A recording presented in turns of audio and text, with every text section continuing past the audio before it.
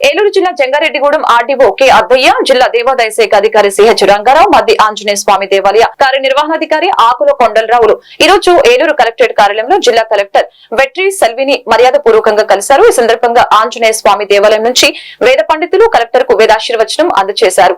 అదేవిధంగా స్వామివారి శేషవస్త్రం, స్వామివారి చిత్రపటం, స్వామివారి ప్రసాదాలు కలెక్టర్ కు ఆంజనేయ స్వామి దేవాలయ కార్యనిర్వహణాధికారి ఆకుల కొండలరావు అందజేశారు.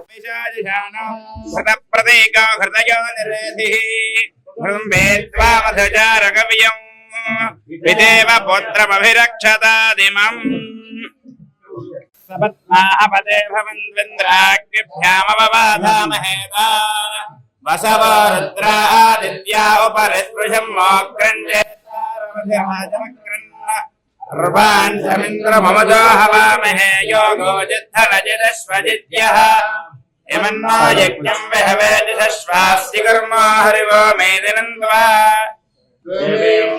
వదనయంత దేవ